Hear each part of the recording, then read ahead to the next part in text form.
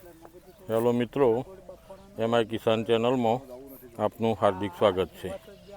આજે તારીખ 13/5/2026 મિત્રો, આજે હું ડીસા મહાદેવિયા ગામ ખાતે શિવાભાઈ સુથારના ખેતરમાં ફિલ્ડ વિઝિટ માટે આવેલો છું। આ પ્લાન્ટ કઈ તારીખે શિવાભાઈ આપણે પ્લાન્ટેશન કર્યું?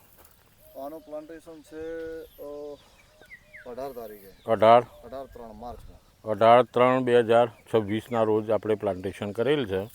આજે 18/3/2026ની ગણતરી કરતો 18/4 18/5 એટલે 60 દિવસમાં 5 દિવસ ઓછા એટલે 55 દિવસના પ્લાન્ટ થયા। આમાં મિત્રો કોઈ બેસલ ડોઝ આપણે આપેલો નથી।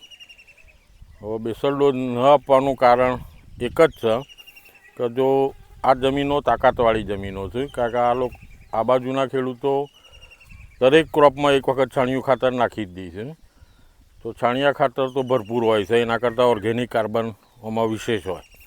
જો બેસલ ડોઝ આપીએ તો આજે 55 દિવસના પ્લાન્ટ મારી ગણતરી પ્રમાણે શિવાભાઈ આટલી સાઈઝ પકડી લો તમારા।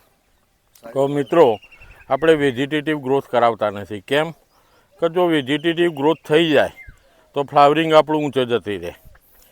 હવે અત્યારે હાલ અમે નળી નજીક હતી, હું ઘણી વખત વિડીયોમાં મિત્રો તમને કહું છું કે નળી તમે દૂર કરો, પણ ઘણા મિત્રોને એક માનસિકતા હોય છે કે થડમાં પાણી પડે એટલું સારું।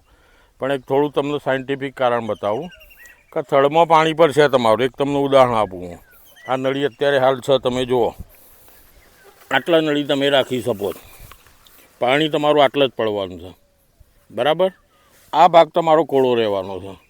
કોઈ પણ વૃક્ષ હોય કે છોડ હોય, એનો ઘેરાવો જેટલો થાય એટલું મૂળ બહાર જાય। હવે આના ઘેરાવા પ્રમાણે નળી આટલા આવે, અત્યારે હાલ આટલા આવે, તો એ મૂળને જવું છે બહાર, પણ આ તો સૂકી જમીન છે, તો સૂકી જમીનમાં મૂળ ના જાય। એટલે આપણે તમને કહીએ છીએ કે 35-40 દિવસ થઈ જાય એટલે નળી 1 ફૂટ દૂર અથવા તમારે ઊભા રહેવાનું। અને આ હું હાલ ઊભો છું, તમે પ્રેક્ટિકલ જુઓ કેટલું અંતર છે, ફૂટનું અંતર થઈ જાય ને, આટલા પગ તમે પોરા કરો એટલે બસ નળી આટલા લઈને તમારે પાણી આપવાનું, ડબલ નળી કરી દેવાની। આ સ્ટેજે તમારે સિંગલ નળી ન રાખવાની। સિંગલ નળી જો તમે રાખશો તો એક જ સાઈડ તમારો ભેજ જશે અને બીજી સાઈડ કોરી રહે, તો પ્લાન્ટના મૂળ જે નળી નથી એની સામેની સાઈડ મૂળ આગળ ચાલશે જ નહીં। મૂળ ન ચાલે એટલે છોડને ખોરાક પૂરતો મળશે નહીં, ધીમે ધીમે પીળાશ પકડશે છોડ તમારો। હવે હાલ તમે આ જુઓ, આ છોડ બધા બિલકુલ અત્યારે હાલ દિવસના કેટલા વાગ્યા? 11:15 થયા છે અને અમે ખેતરમાં ઊભા છે। જે લંઘાવાનો છોડ હોય એના પ્રમાણમાં જ લંઘાવ કહેવાય આપણી ગુજરાતી ભાષામાં। આ સવારના 6 વાગે તૈયાર હોય, સોજે તૈયાર હોય, એટલે ગરમી 40-45 ટેમ્પરેચર પડે એટલે પપૈયાનો છોડ કોઈ બળી ના જાય। જો વધુ પાણી આલ લે તો પ્રોબ્લેમ એ થાય કે અંદર બાફ ઊભો થાય। બાફ ઊભો થાય તો ઘણા ખેડૂતો મને ફોન કર્યો છે કે કાકા ઉપરના ભાગે મારો વાયરસ આવી ગયો, પણ મિત્રો એ વાયરસ નથી। તમે વધારે પડતું પાણી આપો, ટેમ્પરેચર વધારે હોય એટલે ઉપરનો ભાગમાં તમારા છોડમાં એક વાયરસ જેવું દેખાશે તમને। એટલે એના કરતાં પાણી ઓછું જ આપવું। નજીક નળી હોય તો દૂર નળી કરીને તમે વિશેષ પાણી આપશો તો ચાલશે। હવે વાત આવી બેસલ ડોઝની। 55 દાડાનો છોડ થઈ જાય એટલે આપણે જો પાયામાં બેસલ ડોઝ ના આપવો હોય તો અત્યારે હાલ બેસલ ડોઝ આપવાની તૈયારી કરી દેવી પડે। હવે બેસલ ડોઝ આપતા પહેલો મિત્રો એક ખાસ તમે ધ્યાન રાખજો કે એમાં COC, સ્ટેપ્રાસાયક્લિન અથવા વેલિડામાઇસિન આવે છે એ, અથવા મેટાલિક્સ મેન્કોજેબ, આ 3 કન્ટેન્ટ ભેગા કરવાના। 3 ભેગા કરીને એક કરે 1 બેરલ તમારે થડની આજુબાજુ ડ્રિન્ચિંગ કરી દેવાનું। ટોટલી ડ્રિન્ચિંગ તમારું થઈ ગયું। હવે બેસલ ડોઝ આપણે આપવાનું છે, તો બેસલ ડોઝમાં તમને કન્ટેન્ટ બતાવી દઉં।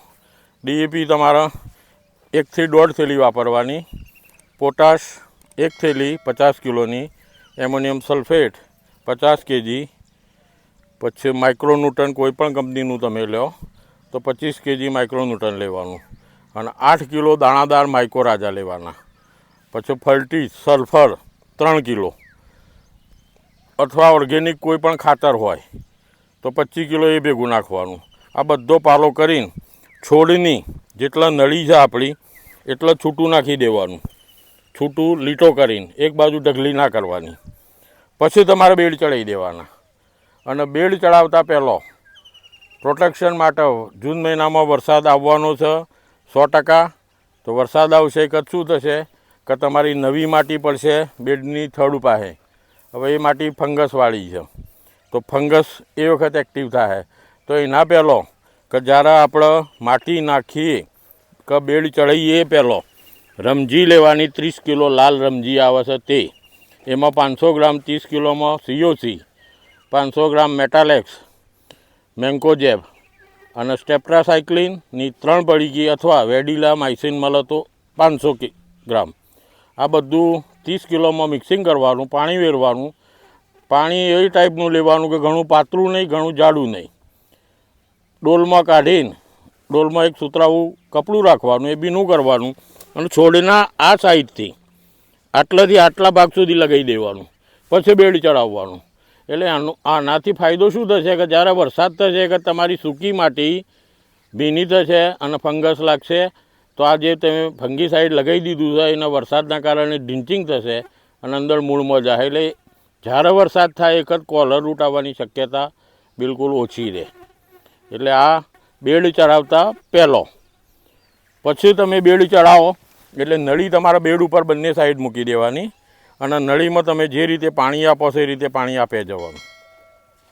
હવે તમે વરસાદ પહેલો એક વખત સ્પ્રે કરો તો એમાં સિવાય ભાઈ માઇક્રોન્યુટ્રન લો કોઈ પણ, બરાબર.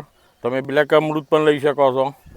આનો અને ભેગું કોન્ફિડર દવા લેવાની, એકાદો સ્પ્રે કરી દેવાનો. જૂન મહિનામાં જ્યારે હ્યુમિડિટીવાળું વાતાવરણ થાય ત્યારે એક સ્પ્રે મારી દેવાનો. હવે મિત્રો તમે જુઓ કે આ 55 દિવસના પ્લાન્ટ તમને હું બતાવું છું. આમાં બેસલ ડોઝ કોઈ આપેલું નહીં, ફક્ત આપણે 12 આપેલું છે. કેમ? 2 વખત ચડાવેલું છે. એટલે આપણા મિત્રો શરૂઆતમાં અત્યારે કોઈ ખર્ચા કરાવતા નથી.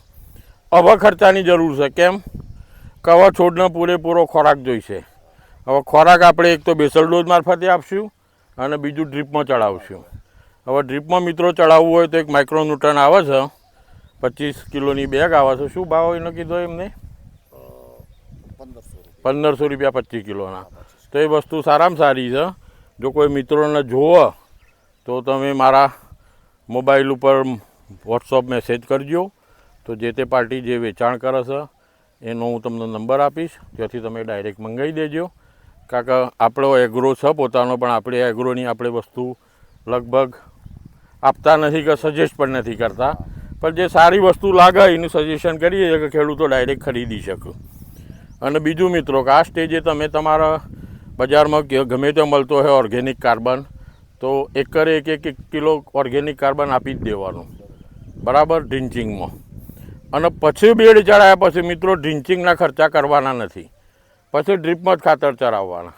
હવે ડ્રીપમાં તમે એક વખત MgSO4 પણ આપી શકો છો, એમોનિયમ સલ્ફેટે આપી શકો છો, 12 આપી શકો છો. આ બધું આપવાનું. જાણે ફ્લાવરિંગનું સ્ટેજ જૂન મહિનો આવશે, ફૂલ ચાલુ થશે, વરસાદી વાતાવરણ થશે, ત્યારે કેલ્શિયમ નાઇટ્રેટ અને બોરોન આ બંને વસ્તુ ડ્રીપમાં ચડાવવાની આપણે થશે.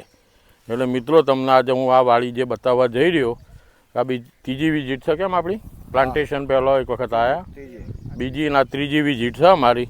સંતોષકારક છોડ છે અહીંયા આગળ.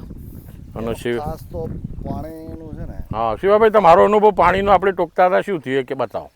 પાણી અમને એવું લાગતું હતું કે ગરમીનો સમય છે, ડ્રીપ નજીક જેટલી રાખીએ એટલું પાણી છોડને વધારે મળે તો ગરમી ઓછી લગાડે, પણ એવું નથી.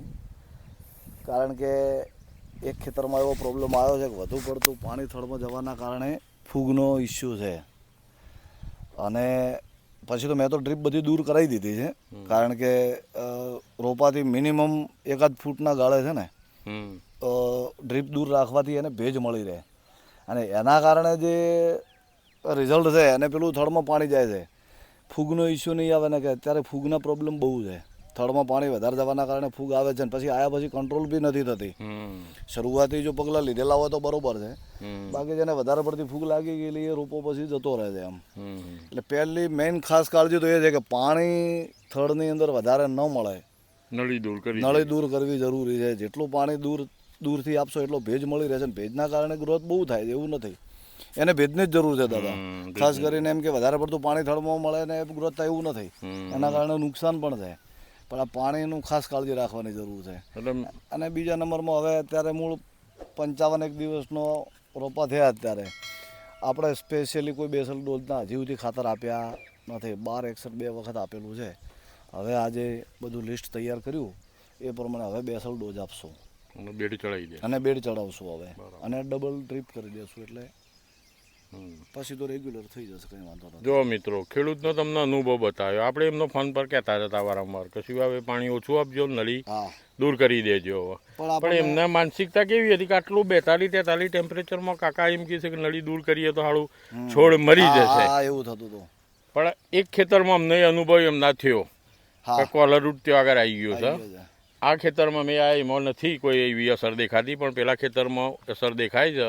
એટલે મિત્રો, તમારે આ સ્ટેજ પ્લાન્ટ હોય તો નળી જે વિડીયોમાં મેં બતાવી એ રીતે તમે ગરમીના પિરિયડમાં બીજું કોઈ ટેન્શન નથી, કારણ કે બપોરે તો થોડુંક લાગવાનું, પણ સવાર સાંજ દેખો ને તો રોપા પાછા ખિલખિલાટ કરતા હોય છે. એટલે બપોરે ગરમી વધારે પડતી હોય એટલે થોડા ઘણું રહે, પણ એના કારણે કોઈ નુકસાન નથી કે એના કારણે કોઈ તકલીફ આવે એવું નથી. બીજું ઘાસનું મિત્રો, ઘણા મિત્રો કદાચ હું તમને છોડ બતાવું, આ બાજુ આવો. આ સાઈડના તમારા છોડ હોય, ફૂલ ઘાસ હોય, આ ટાઈપના સમજી લો તમે. ફૂલ ઘાસ હોય તમારા. અહીં તો નથી ફૂલ ઘાસ કે હું બતાવી શકું તમને, પણ જો ફૂલ ઘાસ હોય તો તમારા છોડના આજુબાજુ ખાલી કરી દેવાનું, સાફ થઈ ગયું. તમારે 10 ડોલો લાવી દેવાની, કલરની મોટી ડોલો, 2 ફૂટની 1.5 ફૂટની આવશે ને એ છોડ ઉપર તમારે ઢોકી દેવાની. નળી દૂર કર્યા પછી ફૂલ પાણી આપવાનું. ગ્લુફોનેસ દવા આવે છે 13.5, દરેક કંપનીઓ બનાવું છે. અમે અમારી દુકાને વેચીએ છીએ અને બધા એગ્રો પર મળે છે. 13.5 વાળું ગ્લુફોનસ લાવવાનું, એક પંપમાં 100 ગ્રામ નાખવાનું, એક મુઠ્ઠી એમોનિયમ સલ્ફેટ કે યુરિયા ભેગું નાખી દેવાનું પંપમાં, અને તમારે એનો છંટકાવ કરી દેવાનો. ટોટલી ઘાસ તમારું બધું ડેમેજ થઈ જશે. એટલે લેબર ખર્ચો લાગે ના. ઘણા ખેતરોમાં હું જઉં છું તો મજૂરોથી કામ કરાવું છું. હવે કાલે એક ખેતરનો મેં એસ્ટિમેટ કાઢ્યો તો ઘાસ કાઢવાના એકરે 6,000 રૂપિયા જેટલો ખર્ચો આવી ગયો છે ખેડૂતનો. એટલે આ 6,000 ના થાય. આપણે જો લીટર દવામાં પતતું હોય તો લીટર દવા 800 થી 1,000 રૂપિયામાં કદાચ આજુબાજુ મળે તો 800-1,000 રૂપિયાનો જ ખર્ચો થાય ને 2 માણસ છંટકાવ કરી, 3 જણા, 2 જણા ડોલ પર રહી, એટલે ખર્ચો ઘણો ઘટી જાય. એટલે મિત્રો, જો આવું કોઈ ઘાસ થઈ ગયો તો ગંભીરતા લેજો. ઘાસ પહેલું વાઢી નાખજો. વાઢીને બધા એના જે નીચેના ભાગ રહે એટલા જ રહેશે. જો મોટું ઘાસ હોય ને તમે દવા લગાવશો તો એ બહુ અસર ના કરે, અને પછી ડોલો ઢોકીને દવા મારી દેવાની. તમારું બધું ઘાસ ધીમે ધીમે 10-15 દિવસમાં સુકાઈ જશે. તો મિત્રો, આ વિડીયો તમને આ સ્ટેજે 55-60 દિવસના છોડ કેવા હોય, શું ટ્રીટમેન્ટ કરવાની હોય એ મેં વિગતે બતાવી. અને મિત્રો, તમારો કોઈ મને ફોન કરવાનો થાય તો મહેરબાની કરીને વિનંતી કરું છું કે દિવસે તમે મને કોઈ ફોન ના કરતા. રાત્રે 8 વાગ્યા પછી રાત્રે 12 વાગ્યા સુધી ગમે ત્યારે ટાઈમ મને ફોન કરી શકો છો, કારણ કે મારો ઊંઘવાનો ટાઈમ લગભગ 11 વાગ્યા પછીનું જ છે. તો એ ગાળામાં તમારા મને પહેલાં એક તો વોટ્સઅપ પર ફોટા મોકલવાના, સીધી વાત ના કરવાની. તમારા ફોટા મોકલવાના, ફોટા હું જોઉં અને તમારે મને ફોન કરવાનો. તો ફોન પર હું તમને સરસ સંતોષકારક તમને થાય એ રીતે જવાબ આપીશ. મારા બુદ્ધિ પ્રમાણે, મારા અભિપ્રાય પ્રમાણે તમને હું સંતોષકારક જવાબ આપી શકું. એટલે દિવસે તમે ફોન કરો તો મને બહુ ડિસ્ટર્બ થાય છે. ઘણા મિત્રોના ફોન હું પણ નથી ઉપાડતો. એટલે મિત્રો, ચેનલ મારફતે તમને જે માહિતી આપી એ પ્રમાણે અમલ કરજો. આગળના વિડીયો અમે તમને બતાવતા રહીશું. અમારી ચેનલને સબસ્ક્રાઈબ કરતા રહેજો, લાઈક આપતા રહેજો, કોમેન્ટ હોય તો જણાવજો. જય જવાન, જય કિસાન.